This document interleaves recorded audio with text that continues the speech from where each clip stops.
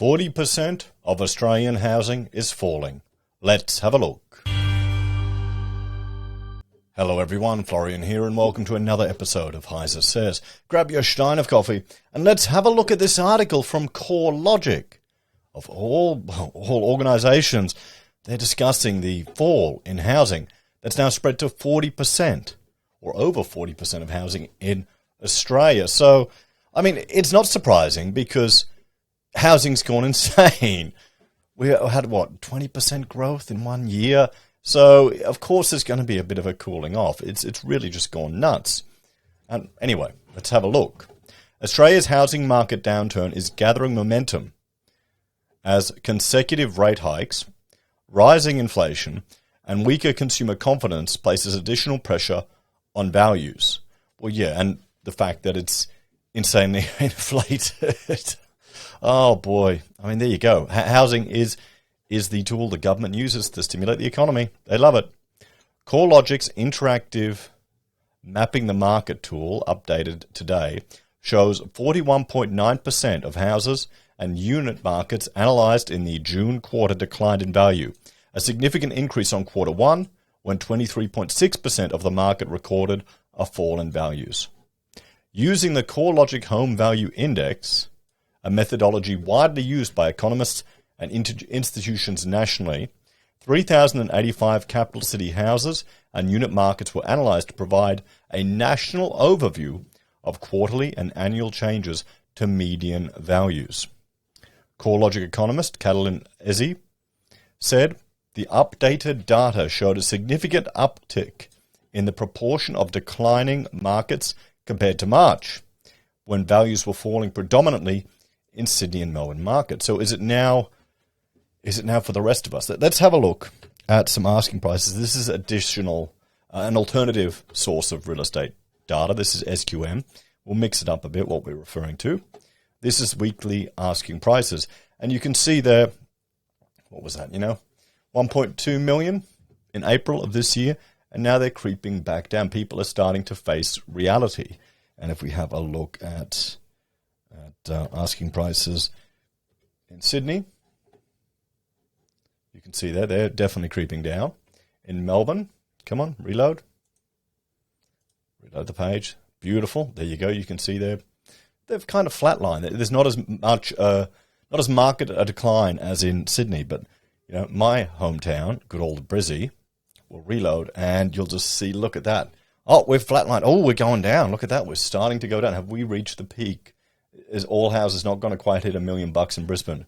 I mean, it's just going insane. It is just insane. Look at that growth. Okay, look at that. What are we're talking at? From a 3-bedder in April 2021. 576 asking price, and now they're sitting on, 750? 800. 807 for a 3-bedder. There you go, guys. It's just showing you. So now maybe it's time for Brisbane to cool down a bit, but no. I mean, Sydney and Melbourne, isn't it what usually happens is Sydney and Melbourne cools down and then people start going to all the other cities and realizing, that's where it's at least somewhat more reasonable in pricing. So, this analysis captures 2 of the 3 recent rate hikes. So it's not surprising to see the added downward pressure has had a broader impact on the housing market, she said. Signs of a slowdown and falls in value were already evident before the rates rise, but are now becoming more widespread across Sydney and Melbourne, and beginning to impact the more expensive areas of Brisbane, Canberra, and Hobart. I remember when I went to Tasmania for a student conference, States of Mind, an architectural student conference, and it was awesome. I really enjoyed it. We went to Lonnie, and then we went to Hobart. Very bloody cold down there, but beautiful houses. And I remember how cheap they were. You'd go out for a meal, and you'd peek into the real estate agent windows back when you still did that. I'm showing my age.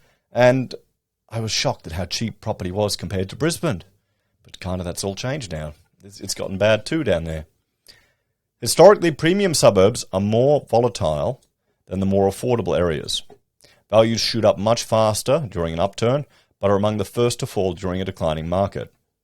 The CoreLogic Home Value Index showed national dwellings dwelling values declined negative 0.2% over the June quarter, with every capital city and broad rest of state regions well past their peak rate of growth. So we're starting to return. Well, we're coming off the peak. Maybe we'll return to the normal trend. Growth conditions across Sydney weakened significantly over the period, with home values falling negative 3%. Although 81.1% of house markets analysed recorded a fall in values over the 3 months to June. 3 out of 4 suburbs still have a median house value of more than $1 million, with no house markets under $500,000. I mean, this is the thing. We're going to see a correction in housing. It's going to happen. You need to think about time. How far back in time are we going? Let's look at Sydney asking prices and say, okay, we're at 1.6 now, so we've gone back in time to October 2021. And if we would go down to $1 million for all houses, how far back in time would we have to go? That's a huge decline. That's 60% for where it is. But we're going back to 2014. Okay, what if we went down to 1.5 million? How far back in time is that? We go down here. There we go. Oh, still not. We're just May. So let's see till we get to this line. December 2020. So 2 years back, we're 1.38. So even if, I mean, this is ludicrous how high it is, but it includes all houses, guys. You can't see that. It's ludicrous how high it is. But it's got a long way to go to actually be affordable for lots of people. So even if we start seeing the media talk about significant declines, I mean, here at what 0.2% down, I mean, that's really nothing, to be honest. Ms. Izzy said, due to relative affordability, Sydney's unit market was slightly more resilient than its housing market, with unit values declining negative 2.1% over the quarter. Okay, so that's interesting. Almost two-thirds of the Sydney unit market analysed had a median value between $500 and $1 million, while 30.6% recorded a median above $1 million. Only 19 areas recorded a median below $500,000. I mean, that's the thing. You want to get a starter house for a family. You'd want it below $500,000. You know, $400,000, 20% deposit. You could quite happily service that. So, the slowdown previously seen across Melbourne's inner east has become more widespread, with 80% of the city's house markets falling in value over the quarter, while almost 60% of the unit market recorded a fall, Ms. Izzy said. Units nationally have proven to be slightly more resilient than house markets, which largely comes down to affordability. While units in some of those more expensive inner city areas are starting to decline nationally, fewer unit markets fell over the quarter than houses. While growth conditions in Brisbane remain positive, signs of easing are evident, Ms. Izzy said, with 11.6% markets recording a quarterly fall in values. Of the suburbs analysed, 120, 35.7%, recorded a median house value in excess of $1 million, up from 33.2% in the March quarter. I remember when I was young, I was studying economics somewhere, or something I was doing, and I did the sums that an average worker would never even earn $1 million in their entire life. I think this is when I was working at Woolies. And look at it now. It's a median house price in Brisbane for 120 suburbs. Only 10 of Brisbane's 180 unit markets declined in value over the quarter, with 4 suburbs in the Logan-Bow Desert region are among the country's most affordable, recording median values below $250,000. I mean, there are some quite affordable property you can get in Logan, and many, it seems to be the shtick that a lot of these interstate investors that just work at Macca's and then start doing a property course will buy these type of suburb, low-income area affordable property and rent it out. Adelaide had the strongest quarterly growth in house values among the capitals at 5.1%. Henley Beach South house values were down 1%, was the only housing market to decline during the quarter. Adelaide has recorded the strongest growth in the past quarter, but has shown an easing in the quarterly rate of growth since February this year. A quarter of Adelaide's housing markets are recording a median of 1 million or more. Now, when we say median, that means half of them are above, half of them are below. So, yet despite its recent growth, it also remains relatively affordable, with a number of units and house markets still recording a median value of less than 500,000. I mean, Adelaide it's a beautiful city. It's a beautiful city. But I know architects, particularly when they graduate, they all left Adelaide. Rachel left Adelaide. You know?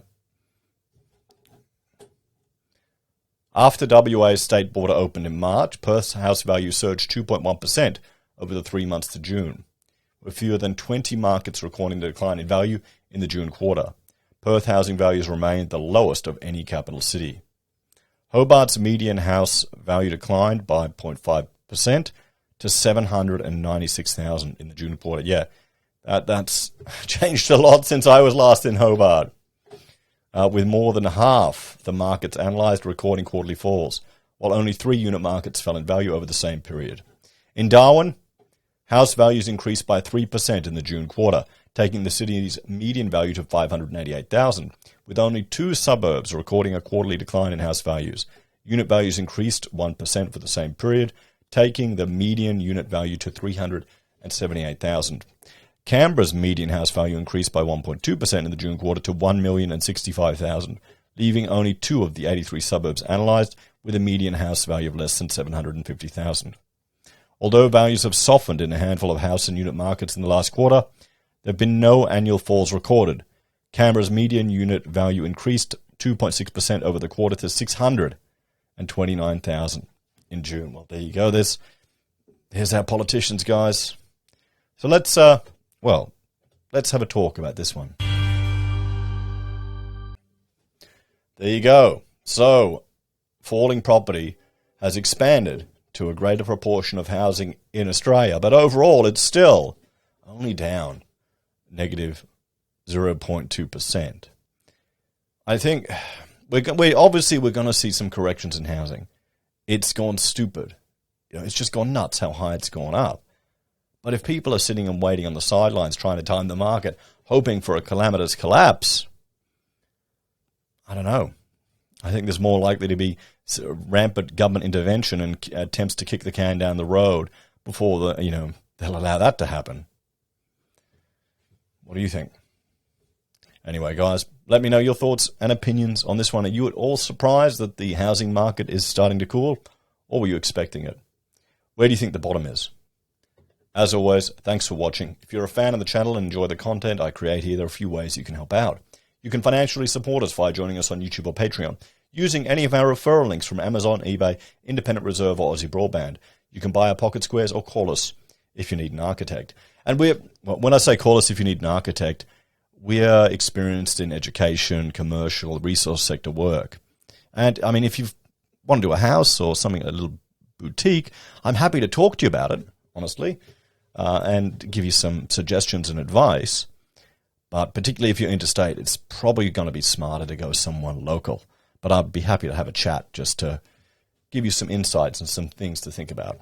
Anyway, guys, take care, have a great day, and I'll see you in the next episode of HeiseSays. Bye for now.